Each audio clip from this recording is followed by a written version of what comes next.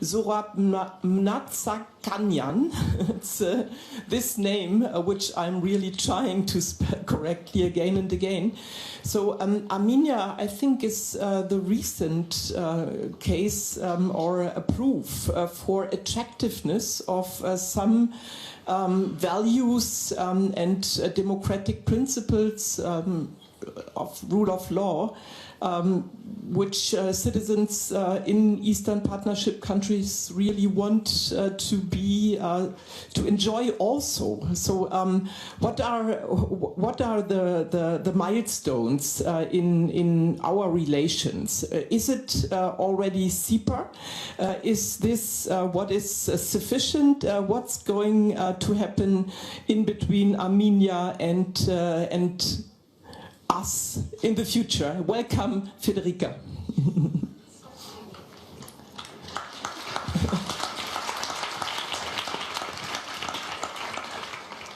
Thank you very much, and thank you for surviving the torture of spelling out my name. Someone once asked my wife, why haven't she married Smith? But again, look, I also join all others in congratulating all of us on this 10th anniversary. It's a great birthday party, and that we had the turnout that we have today here in this room, the presence of all the leadership from the 6 partner countries yesterday, today, these all attest that everyone wanted to be part of this birthday party. Because it was worth it. And I think that also attests to the past 10 years being an important and interesting journey for all the 6 partners. And I specifically want to thank all our European Union partners, colleagues, who have been investing enormously in building up the concept and the success of the Eastern Partnership over the past 10 years. And Commissioner Hahn is here, Vice President Mogherini, thank you very much. President Juncker had a very inspiring overview of the past 10 years. President Tusk had his important message yesterday. We will now, we are starting the countdown to the next phases. And in trying to see the next phase or what is coming up, I think it is worth asking the question what the EAP is all about. As far as one would recall, it was part of the neighborhood policy. But is it just another neighborhood? I do speak to various colleagues and say, how does it feel? You have various gatherings, various settings in, working with other partners, other neighbors. The reflection, I think we all have this reflection that it's all about the same Europe. We're all in the same space. So it's all about Europe, therefore it's all about values, and it's all about people. That, I think, was very much the driving force behind the build-up of the Eastern Partnership. So one thing I think that we would need to further instill is that we're talking about the same space, space of values. And we need to treat it as such. We also need to proliferate the lessons, the values, because this whole project goes way back to over 75 years. Europe 75 years ago was a sad place. I represent a nation which has seen calamity of the big wars of Europe at the beginning of last century. That the concept of integration, concept of working together has been a philosophical thought for a long time, and then it becomes a practical reality. In this past 70 years, this message shouldn't be lost, especially today. Especially when we are all collectively observing some tripping on values, wherever we are. That I think we need to remind ourselves about what is the alternative. We do not detach ourselves. We are not just Eastern partners as neighbors. We are part of this entire project. So about avoiding the mistakes of the past, I think, is a very important message that we need to carry on to the next 10 years or next phases. We also need to recognize each other, I think, as such, as people from the same space. It doesn't need to be a relationship. There were mistakes in the past. I think the relationship of, the different degree of perception of each other, the different degree of seeing, us at different levels. I think we need to gradually work towards recognizing each other at a sort of an equal basis. We have a lot to learn from each other, a lot in every sense. We have been benefiting greatly from working within this setting, within this format, bilaterally with the European Union. The Eastern Partnership has been an excellent platform to extend this bilateral relationship to a multilateral setting. What happened in Armenia last year, the Velvet Revolution, was an outcome, basically, of this continued build-up of the kind of a country we want to have. And that was possible because there was a build-up of those institutions, the civil society, the media, the public institutions, the state institutions, that we had the capacity to absorb the shock and come out of this revolution so strong and so confident.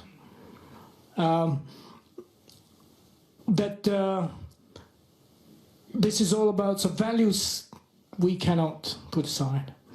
People, we have to create as much opportunities for people to be in the same space together. So we talk about the specific instruments, VLD, and we have problems about it. It's like, yes, there are migration issues. Yes, there are concerns about, the people who are keen to abuse the opportunities. Does it put us back? Does it discourage us to move in making sure that it is not just the governments? It doesn't matter if we leave it only to governments to talk to each other. It doesn't work like that. I'm so encouraged to see so many people around and so many of my compatriots now in this room hanging out with their colleagues, their friends, the people of broader Europe, of the Eastern Partnership, broader Europe. This is how it should be. This is all about people. The Prime Minister was of Moldova, you were saying, the citizen, exactly. The people. So this is, I think, something that we have to carry on. The way in which, if we do accept this, then whether it is in the European Union, there is this unfortunate comment once made before the Commission was the way it is today, but an unfortunate comment many years ago, if I want to call Europe, who do I call? Now it's, I think it's easier to recognize the phone number. But at the same time, when we say Europe, what do we mean? And I have a problem every time when we have interesting debates in the country. And it's exciting to be in Armenia because we have interesting debates about pretty much everything in the country. And the point about Europe, what is Europe? What do we understand? What do you mean by Europe? It is also diverse. At the heart of it is what makes us together, is that we have collectively known the calamity of war. We have collectively recognized the capacity to build a peaceful and prosperous future. This is the message. This is what we are making ourselves part of. So at the same time, there are differences. We built our national security architecture according to the perceptions. And by security architecture, I mean pretty much everything, the way in which we see our country prospering, developing, building relations with others, and dealing with its physical security. We have different approaches. It doesn't make us more or less European if we do stick to values. So differentiation is what basically SEPA is about. We are very happy to have what we have. We know we have this practical thing in our hands, and it gives us enormous space to continue building our relations, building our country. developing our country, its normative base, its standards, its capacities, and so on and so forth, we have a good instrument in our hands. So let's move on, taking into account this element of differentiation. I think it is the European concept, isn't it? Unity in diversity. That is another point. That we need sustainability. I would want to share that thought that was so strongly expressed by the two distinguished prime ministers of Georgia and Moldova, and I'm really very grateful for the point they were making about the sustainability of what we are doing. And over these days, over these months, ideas are floated about what kind of institutional strength we can add to this project, worthy of thinking, worthy of analyzing. But one thing I think is what seems to be already quite attractive, is that if we do think about sustainability of this project, sustainability of what we're doing in our countries, then we need to focus on what the lessons of Europe were about it, and how we can get us closer interaction on these matters, sectoral cooperation, access to understanding and analyzing the way in which sectoral cooperation, with sectoral development happens. Infrastructure is extremely important for the sustainability of the reform of the development process.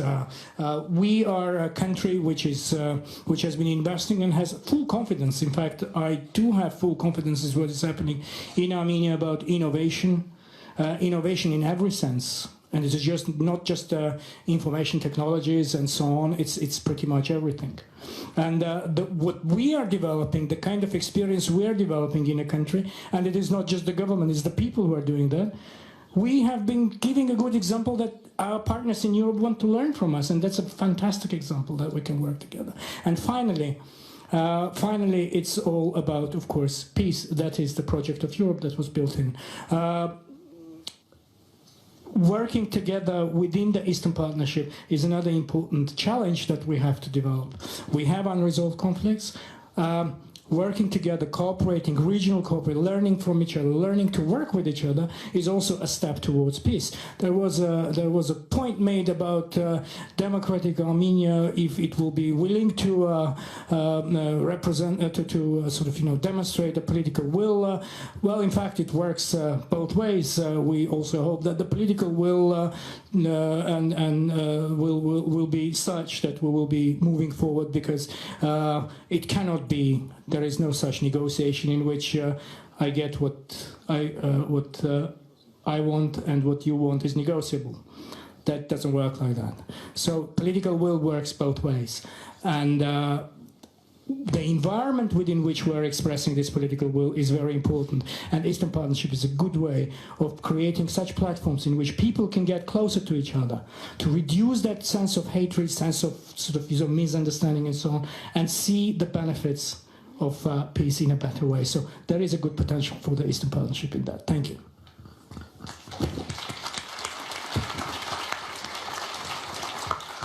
Thank you, Minister. And you have proven again that sometimes from the outside people recognize better what the European Union is about and even how it's functioning.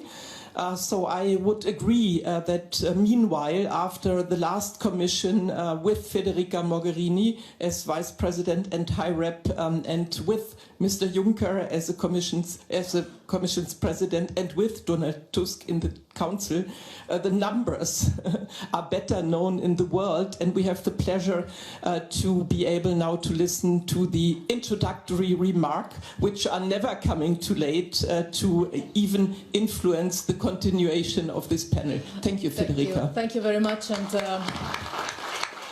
when we started 5 years ago, I remember, well, almost 5 years ago, I remember very well that the Eastern Partnership was probably one of the most contentious policies we had in place. We were with some of you in this room, starting with Linus, together in the Council. And the idea of having a policy that could have been seen or interpreted as a geopolitical instrument or a work on spheres of influence risks to be prevailing from time to time. And I think that is in these 5 years together, across the institutions and with our Eastern partners, each of them, we've managed to show that this has nothing to do with geopolitics or spheres of influence. This is not the way the European Union thinks and works, because as the Minister just said, it's all about people and it's all about a cooperative approach. And I think in these 5 years, I cannot speak for the previous 5 years, but I think in these last 5 years, 4 years and a half, we've managed to advance reforms, living conditions, opening, even dialogue and cooperation among the partners in the region. I think the compass we should continue to follow is the direct participation and involvement of civil society and young people in more specific terms. I've had the pleasure in these years, and in the ES we've worked a lot on that, to involve the younger generations. And I want to also thank our heads of delegations in the 6 countries, as well as the ambassadors of the 6 countries in Brussels, for the good work we've done with young people, not for young people, but with young people in our respective countries, bringing together people, as you were saying, making them feel normal to be together. I think this is the most exciting thing we've done in these years. And I am proud of having been able to do this together with all of you. So thank you for the patience, thank you for the flexibility, but most of all, thank you for an inspiring work we've done together. I know that when we started 5 years ago, 4 years and a half ago, some might have had some doubts about my dedication to the Eastern Partnership. I hope that in this 4 years and a half, 5 years of common work, these doubts have evaporated completely.